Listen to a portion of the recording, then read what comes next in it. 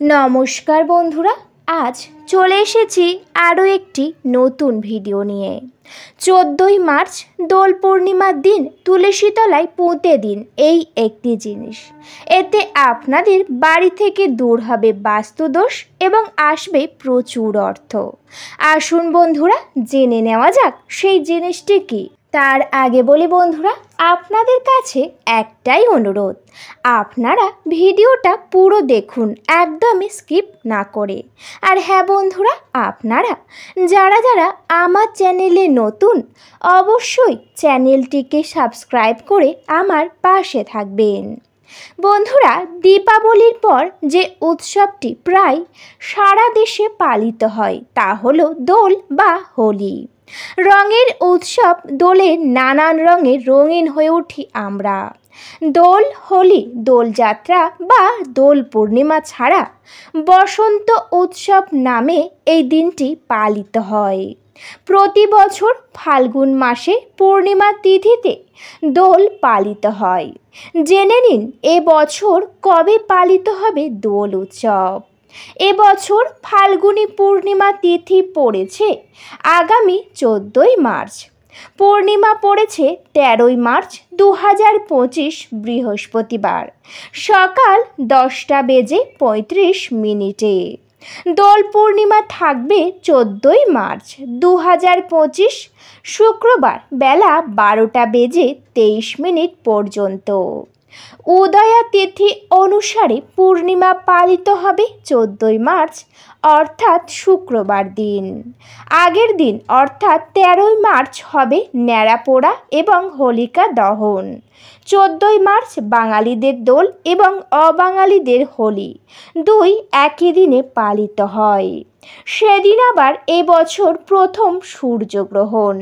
তবে ভারত থেকে এই গ্রহণ দেখা যাবে না, তাই আমাদের দেশে গ্রহণের কোনো প্রভাব পড়বে না। বন্ধুরা, এবার জেনে নেওয়া যাক দোলের বিভিন্ন রঙের মাহাত্ম্য। সবাই নানান রং দিয়ে দোল উৎসব বা হোলি পালন করেন, কিন্তু অনেকেই আছেন যারা হয়তো জানেন না কোন রং দিয়ে দোল খেললে কি উপকার হয়। বন্ধুরা, বলা হয়েছে নীল রং দিয়ে দোল খেললে শনিদেবের কৃপা লাভ করবেন। সেই জন্য আপনারা অবশ্যই নীল রং দিয়ে দোল খেলার চেষ্টা করবেন। এছাড়াও সবুজ রং এবং সমৃদ্ধি ও পজিটিভ এনার্জির প্রতীক। এই রং দিয়ে দোল খেললে কারোর সঙ্গে ভুল বোঝাবুঝি থাকলে তা কেটে যায়। বয়স ব্যবসায়ী, শিক্ষক এবং ছাত্রছাত্রীদের সবুজ রং দিয়ে দোল খেলা অত্যন্তই ভালো। এর ফলে বুধের অবস্থান ভালো হয়। এছাড়াও বন্ধুরা, বেগুনি রং আত্মবিশ্বাস এবং সমতার প্রতীক। হীনমন্যতা থেকে মুক্তি পেতে এই রং দিয়ে দোল খেলা অত্যন্তই ভালো। গোলাপি রং মানে শক্তি বাড়ায়। এই রং প্রেম গাঢ় করতেও সাহায্য করে। বন্ধুরা, লাল রং দিয়ে দোল খেললে মঙ্গলের কৃপা পাওয়া যায়। এই রং মনকে শান্ত করে। হলুদ রং হলো শ্রীকৃষ্ণের প্রিয়, আনন্দ ও জ্ঞানের প্রতীক। এই রং সৌন্দর্য ও আধ্যাত্মিকতার দিক দিয়েও হলুদ রং শুভ। প্রেমিক প্রেমিকারা এবং এই দোল খেলতে পারেন হলুদ রং দিয়ে। যারা সোনার উপর ব্যবসা করেন তাদের জন্য হলুদ রং দিয়ে দোল খেলা অত্যন্তই শুভ। কমলা রং এবং শক্তি ও জ্ঞানের প্রতীক। এই রং মনে শক্তি ও প্রেম বাড়ায়। বন্ধুরা, যদি আপনারা এই রঙগুলো দিয়ে হোলি খেলেন বা দোল উৎসব পালন করেন, অবশ্যই আপনাদের ভালো হবে। এবার আসা যাক মূল পর্বে। বন্ধুরা, কি সেই জিনিস যা তুলসী তলায় এই দোল পূর্ণিমার দিন পুঁতে দেওয়া অত্যন্তই ভালো। তার জন্য আপনাদের অবশ্যই দোল পূর্ণিমার ব্রহ্ম মুহূর্তে ঘুম থেকে উঠতে হবে। বন্ধুরা, ব্রহ্ম মুহূর্ত মানে হলো সূর্য ওঠার আগের মুহূর্ত। সেই সময়ে আপনাদের অবশ্যই করে ঘুম থেকে উঠতে হবে। তারপর স্নান সেরে শুদ্ধ বস্ত্র পরিধান করে যেমন প্রত্যেক দিনের ন্যায় ঠাকুর ঘরে নিত্য পূজা করেন, ঠিক তেমনভাবেই পূজার আয়োজন করে নেবেন। কিন্তু চেষ্টা করবেন এই দোল পূর্ণিমার দিনে আপনাদের বাড়ির সকল ইষ্ট দেবতাকে একটি নতুন পোশাক দেওয়ার। নতুন পোশাক পরিয়ে সুন্দর করে ফুলের মালা দিয়ে সাজাবেন। প্রথমেই কিন্তু আপনাদের ইষ্ট দেবতার চরণে আপনারা সেই রং দেবেন। তারপর সবাই আপনারা কিন্তু দোল উৎসব পালন করবেন। এরপর ভোগ নিবেদন করবেন। প্রত্যেক দিন যেমন ভোগ নিবেদন করেন ফল সহযোগে মিষ্টি, ঠিক তেমনই কিন্তু এই দোল পূর্ণিমার দিনে আরও চেষ্টা করবেন একটু বিশেষ রকমের ভোগ নিবেদন করার। যেমন বিশেষ রকমের মিষ্টি রয়েছে, ফল রয়েছে, এছাড়াও নানান জিনিস রয়েছে, সেগুলি দিয়ে অবশ্যই আপনারা ভোগ নিবেদন করবেন। এই দোল পূর্ণিমার দিনে অবশ্যই আরতি করবেন। এইভাবে আপনারা পূজা সম্পূর্ণ করে নেবেন। তারপর আপনাদের অবশ্যই করে একটি শালুক কাপড় নিতে হবে, যার রং হবে লাল। হ্যাঁ বন্ধুরা, একেবারেই ঠিকই শুনেছেন।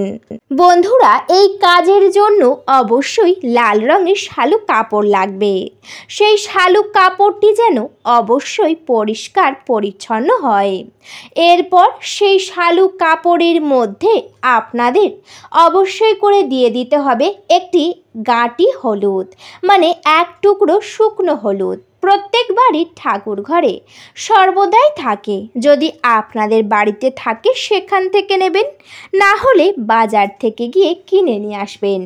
মাত্র এক টুকরো হলুদ। এরপর যে জিনিসটি নিতে হবে তা হলো একটি 1 টাকার কয়েন। হ্যাঁ বন্ধুরা, একেবারেই ঠিকই শুনেছেন, মাত্র একটি 1 টাকার কয়েন। এর সাথে আপনাদের নিয়ে নিতে হবে একটি মাত্র লক্ষ্মী কড়ি। বন্ধুরা, দেখবেন যাতে এই লক্ষ্মী কড়িটি কোনোভাবেই যেন ভাঙা না হয়, একেবারে গোটা এবং যেন নিখুঁত হয়।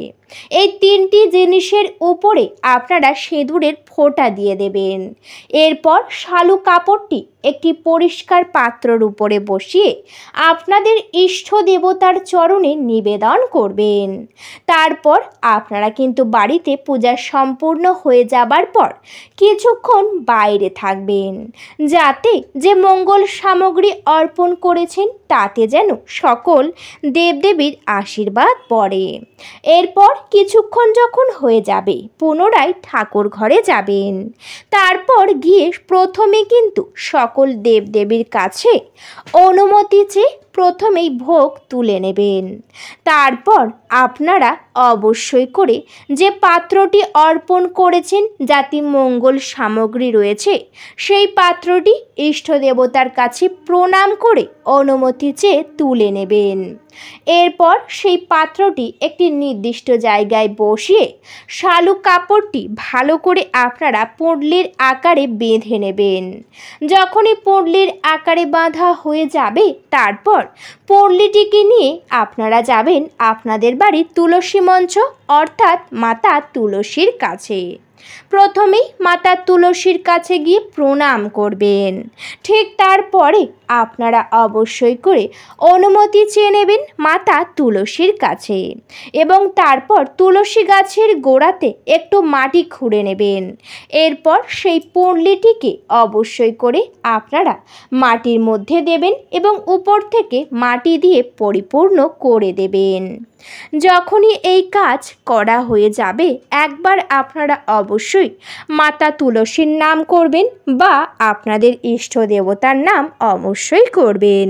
বন্ধুরা, এই কাজটি করার সময় অবশ্যই একা একাই কাজটি করবেন এবং গোপনে করবেন, কারোর কাছে বলার দরকার নেই। এই কাজটি যখন হয়ে যাবে তারপর আপনারা ঠাকুর ঘরে প্রণাম করে বাইরে চলে যাবেন। এই কাজটি কিন্তু অবশ্যই এই দোল পূর্ণিমার অনেক সকালেই করতে হবে এবং সেই পণ্ডিটিকে ঠাকুর ঘরে অর্থাৎ তুলসী তলার গোড়াতে আপনারা 3 দিন রাখবেন। 3 দিন পর তুলে নেবেন এবং ঠাকুর ঘরে একটি নির্দিষ্ট জায়গাতে রেখে দেবেন। বন্ধুরা, আশা করি ভিডিওতে আপনাদেরকে পুরোটা বোঝাতে পেরেছি। ভিডিওটি এই পর্যন্ত। ভিডিওটি যদি ভালো লেগে থাকে অবশ্যই ভিডিওতে একটি লাইক করবেন, শেয়ার করবেন এবং সাবস্ক্রাইব করে আমার পাশে থাকবেন। আজকের মতো আমি বিদায় নিলাম। সবাই ভালো থাকবেন, সুস্থ থাকবেন। সবাই একবার ভালোবেসে কমেন্টে জয় শ্রীকৃষ্ণ লিখে যাবেন। আপনাদের সকলকে জানাতে চাই অনেক অনেক ধন্যবাদ। হরে কৃষ্ণ, রাধে রাধে।